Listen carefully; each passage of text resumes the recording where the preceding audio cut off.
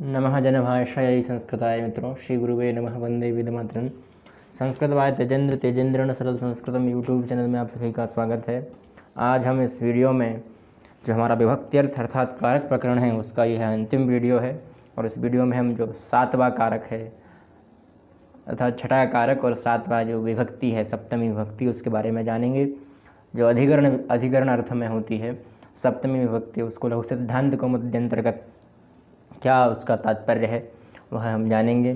तो सप्तमी विभक्ति का जो पहला सूत्र है लघु सिद्धांत कौमुदी में वह है आधारोधिकरणम, अर्थात जो आधार है वही अधिकरण है। अब वह आधार क्या होता है तो उसके वृत्ति में लिखा गया कर्तृकर्म द्वारा अर्थात कर्ता और कर्म द्वारा तन्निष्ठ क्रिया से आधार कारकम अधिकरणम स्यात्। यानी जो कर्ता की क्रिया में आधार हो, कर्ता और कर्म का जो आधार हो वही अधिकरण है। अधिकरण की आधार की परिभाषा क्या है? आध्रियन्ते अस्मिन् क्रिया इत्याधारः, अर्थात जिसमें क्रिया अधिष्ठित हो, जिसमें क्रिया रहती हो वह आधार है, उसको आधार कहा। और उसी आधार को आधार ही अधिकरण है, अर्थात जहाँ क्रिया है वह क्रिया जिसको आधार मानती है वही आधार वही अधिकरण है। कर्ता अपनी कर्म से और तन्निष्ठ उसमें जो क्रिया है उसमें जो समाहित क्रिया है उस क्रिया से जिस कार्य को उस क्रिया में जो आधार है वही आधार को हम उस आधार कारक को अधिकरण कारक कहते हैं। यह क्रिया का साक्षात आधार नहीं होता, कर्ता और कर्म का आधार हुआ करता है, क्रिया का आधार नहीं है। इस अधिकरण के भी 3 भेद होते हैं, औपश्लेषिक, वैश्विक और अभिव्यापक। अब वह कैसे होते हैं वह हम अगले सूत्र में जानेंगे। इस सूत्र में सिर्फ यह बताया है कि आधार क्या है, अधिकरण क्या है। यानी कर्ता और कर्म में जो उस तन्निष्ठ कर्ता अपनी क्रिया से जो क्रिया के अंदर आधार हो वह आधार को का अधिकरण कहा। क्रियाया आधार कारकम अधिकरणम स्यात्, तो उस कारक को अधिकरण कहा। कर्ता कर्म द्वारा या कर्ता और कर्म जिनमें उसमें जो क्रिया हो और कर्ता और कर्म का जो आधार हो, क्रिया का वह पूर्ण आधार नहीं है पर कर्ता का वह पूर्ण आधार है। किस प्रकार से देखिए, एक उदाहरण लिखते हैं हम। एक उदाहरण है आपके समक्ष, लेखनी स्यूते अस्ति, अर्थात जो लेखनी है वह स्यूत में है, स्यूत अर्थात झोले में है। तो यहाँ जो उसका झोला है स्यूत है, उस स्यूत क्या हुआ? आधार हुआ, क्योंकि वह स्यूत में स्थित है। तो यहाँ जो लेखनी है वह जो कर्ता है, आप मान सकते हैं कि लेखनी कर्ता है। मुख्य जो चीज़ है जिस वस्तु की हम खोज में है वह वस्तु स्यूत में है, झोले में है। तो उसको हमें जो जानना है तो इसमें आधार क्या हुआ? जो उसका निश्चित स्थान हुआ वही आधार है।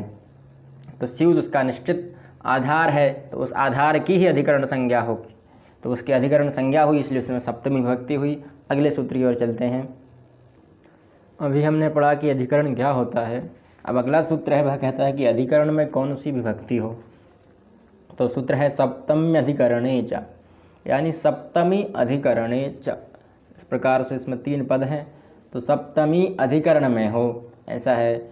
यही उसकी वृत्ति में लिखा अधिकरणे सप्तमी स्यात्, यानी अधिकरण में सप्तमी होगी। तो अब सूत्र में जो चा लिया गया वह चा क्यों लिया गया? तो उसके लिए कहा चकारात् दूरांतिक अर्थेभ्यः, दूर और अंतिक अर्थ में चकार का प्रयोग हुआ। कहा दूर और अंतिक, दूर मतलब जो दूर हो हमसे, और अंतिक अर्थात पास में, समीप में। तो चा इसके अगर ठीक पहले आप सूत्र पढ़ेंगे तो उसका सूत्र है दूरांतिकार्थेभ्यो द्वितीया चा। तो वहाँ से दूरांतिक की अनुवृत्ति आ रही है, उस अनुवृत्ति के कारण यहाँ पर भी दूरांतिक शब्द का ग्रहण किया गया। और उसकी जो अनुवृत्ति है वह इसी सूत्र में आती है। देखिए, ये देखिए दूरांतिकार्थेभ्यो द्वितीया चा, और उसके ठीक बाद सप्तमी अधिकरणे चा सूत्र है। यह 35वां है और उसके ठीक बाद 36वां सूत्र सप्तमी अधिकरणे चा है। अभी मैंने पिछले सूत्र में कहा था कि औपश्लेषिक, वैश्विक, अभिव्यापक ऐसे 3 प्रकार के आधार होते हैं। तो यह क्या होते हैं वह हम बताएंगे, पर पहले वृत्ति में आगे लिखा औपश्लेषिको वैश्विको अभिव्यापकश्चेत्याधारस्त्रिधा, यानी त्रिधा 3 प्रकार के आधार होते हैं। कौन कौन से, तो कहा औपश्लेषिकः, औपश्लेषिक, फिर अगला है वैश्विकः, वैश्विकः, और फिर है अभिव्यापकः, अभिव्यापक। ऐसे 3 आधार होते हैं। फिर इनके उदाहरण भी दिए क्रमशः, उदाहरण देखते हैं।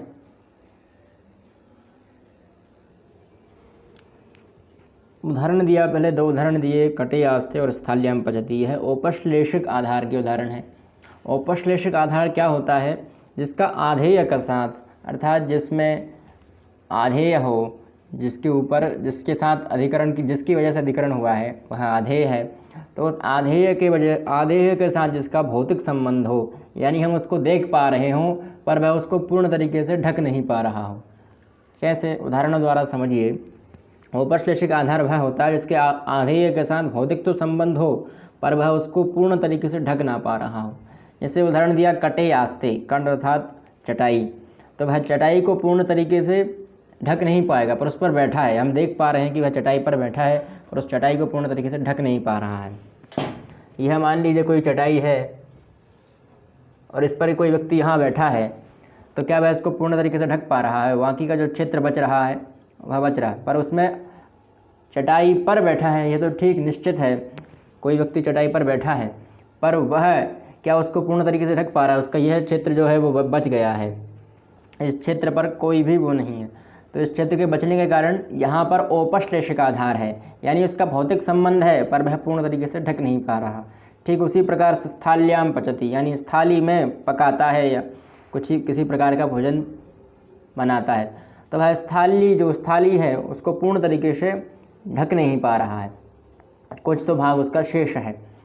इसलिए यहाँ पर स्थाली मूल शब्द है और स्थाली की सप्तमी एक वचन में स्थाल्याम बना, जैसे नदी का नद्याम बनता है ऐसा स्थाल्याम बना, तो स्थाली में पचाता है। तो यहाँ पर भी औपश्लेषिक आधार हुआ। अगला आधार का प्रकार है वैश्विक आधार।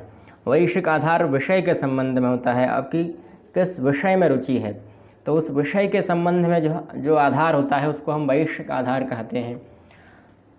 जैसे किसी व्यक्ति का व्याकरण में इंटरेस्ट है तो व्याकरणे रोचति, तो उसको व्याकरण में व्याकरण पसंद है।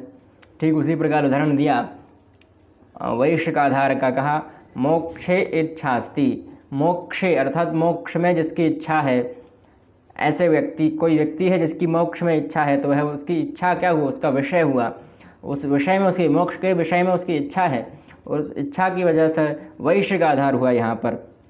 अगला ज्योतिषे रोचति, ज्योतिष में रुचि है किसी की, ये ज्योतिष किसी को पसंद है तो उसने कहा ज्योतिषे रोचति, तो उसको ज्योतिष पसंद है इसलिए वहाँ पर उसकी वही विषय पसंद है, उसको किसी विषय में, विषय से किसी सब्जेक्ट का बोध नहीं होना है यहाँ पर। विषय से आप सोचें कि व्याकरण, साहित्य या न्याय, किसी अन्य विषय के ही बारे में जाने, किसी भी विषय में हो सकता है कि उसकी उस विषय में इंटरेस्ट है, रुचि है, उस विषय में उसकी इच्छा है, तो वहाँ पर वैश्विक आधार होगा।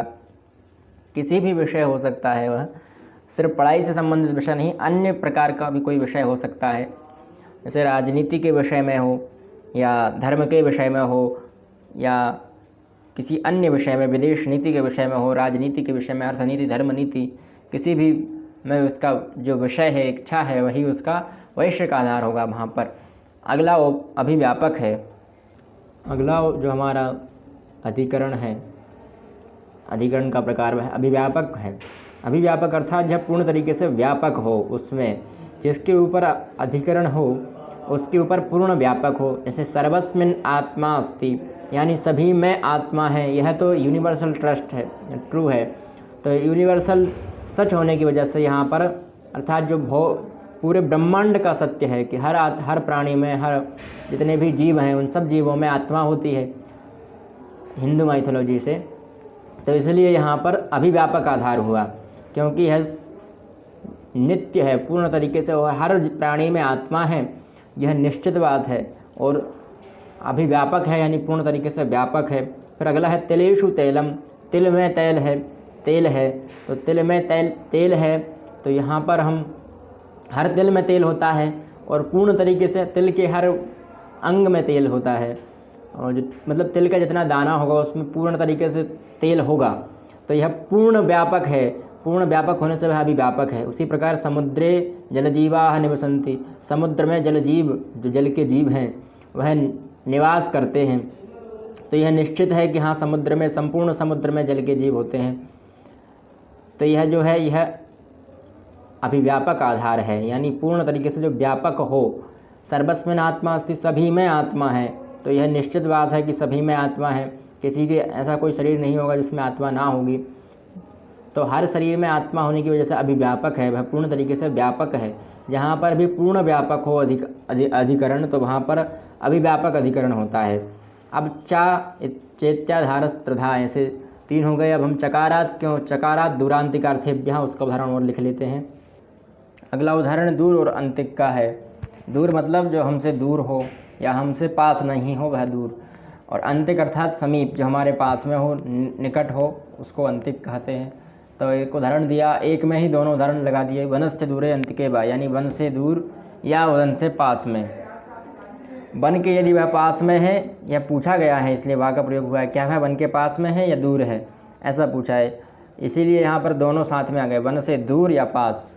तो यहाँ पर भी सप्तमी विभक्ति हुई, दूरे और अंतिके, दोनों में सप्तमी अधिकरण होने पर सप्तमी विभक्ति का प्रयोग हुआ। तो यहाँ वन से दूर है या पास में है, इस विषय में कहा वनस्य दूरे अंतिके बा, यानी वन से दूर अथवा पास। तो यहाँ पर हमारा विभक्त्यर्थ अथवा कारक प्रकरण समाप्त हुआ। अगले जो हम वीडियोस में क्या प्रकरण के बारे में चर्चा करें या किस प्रकरण पर वीडियो बनाएं, इस विषय में अगर आप कुछ कहना चाहें तो आप कमेंट बॉक्स में कह सकते हैं, या फिर किस प्रकार से आपको यह वीडियो समझ में आई या फिर कहाँ कमी रह गई, उसके विषय में भी आप चाहें तो लिख सकते हैं कमेंट बॉक्स में। अगली वीडियो में हम पुनः मिलते हैं, तब तक के लिए जय तु संस्कृतम, जय तु भारतम।